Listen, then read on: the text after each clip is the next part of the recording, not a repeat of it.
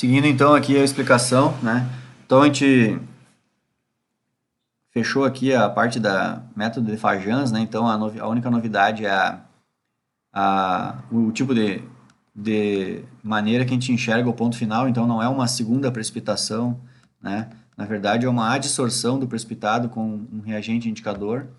E aí aqui nesse exemplo aqui que eu coloquei no material, eu peguei lá do livro a isso aqui está lá no Harris, né? Vários outros possíveis analitos que podem ser usados, né? E aí também outros possíveis, vários analitos que podem ser determinados pela essa técnica de Fajans, tá? E outras, não, todos acho que é com não, tem outros indicadores também, tá? Então aqui a gente tem diferentes combinações de possíveis analitos. Olha quantos analitos a gente dá para analisar pelo método de Fajans. E aqui outros indicadores também. Vários com a diclorofluorceína, né? Mas outros também, certo? Bom, no vídeo anterior eu falei que eu ia catar lá a caricatura. Tá aqui ela. Vocês vão olhar para vocês nunca vão esquecer o que é. Essa caricatura aí vale por 1000 explicação do professor, né? Qual a diferença de absorção para adsorção? Beleza, galera? Vocês vão morrer e não vão esquecer isso aí agora. Certo? Essa caricatura aí vale por 1000 palavras. Beleza? Então vamos voltar para a aula aqui e seguir aqui. A gente está no último slide já, né? No último slide aqui do material, existe também as técnicas chamadas de turbidimetria e nefelometria. Porque é o seguinte, dá para a gente não usar indicador, reagente químico, e sim usar um instrumento analítico que seja sensível à luz, tá?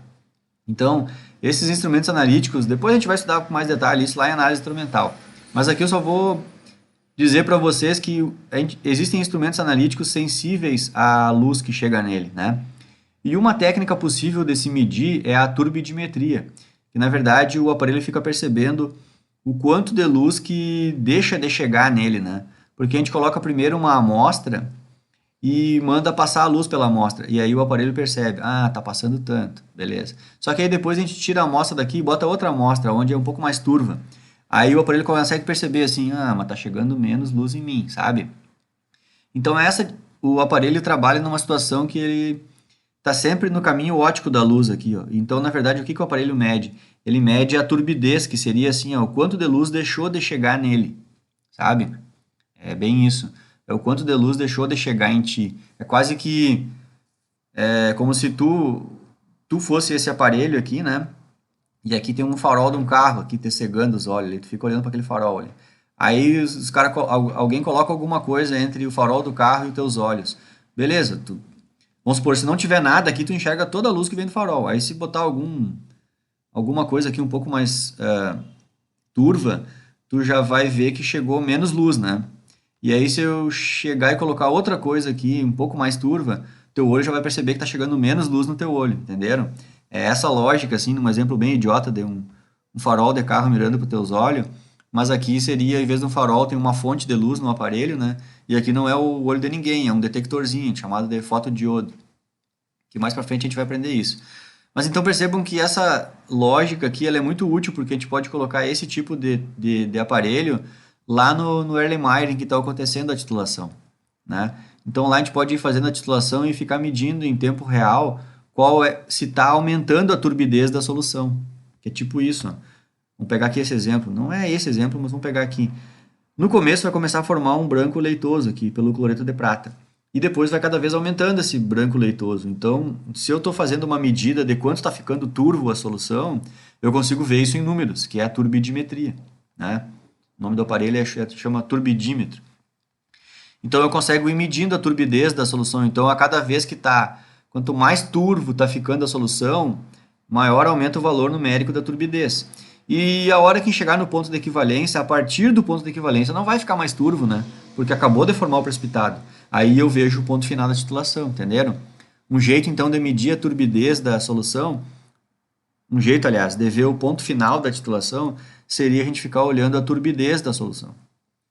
Mas na prática isso dá tanto trabalho que até é mais fácil usar os indicadores lá. Mas é uma possibilidade, tá? E outra possibilidade é chamada nefelometria, em que o ponto final da titulação ele pode ser visto com a mesma lógica, só que na nefelometria ela mede o espalhamento de luz, né? Porque quando uma luz é incidida numa solução turva, essa luz ela é espalhada, né? Espalha para os lados, né?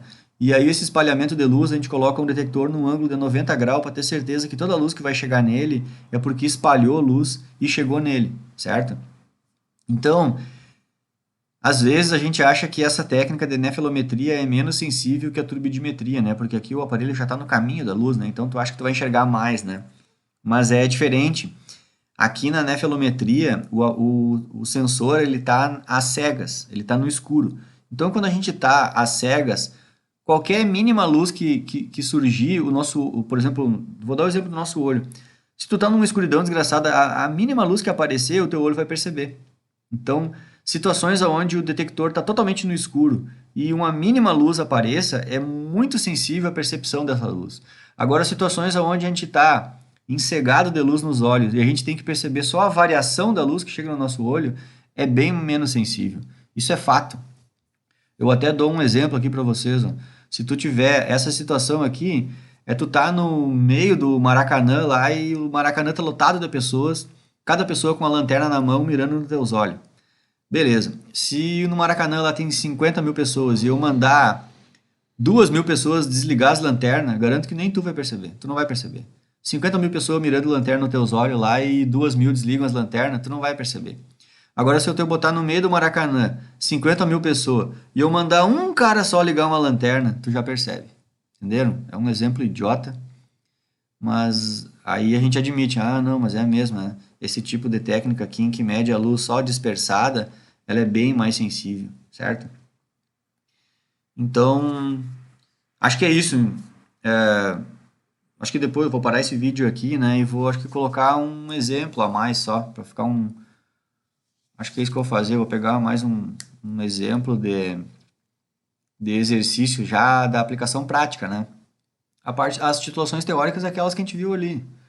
E outras, façam os exercícios que quiserem lá, do Harris, eu gosto do Bacan também, para fazer exercício do Bacan. Tem o Skug de Quant, que também tem exercício lá. É os 3 livros-chave aí da disciplina, né, de Quant. Mas eu uso como livro principal aqui o Harris, tá? Então vou acabar esse vídeo aqui.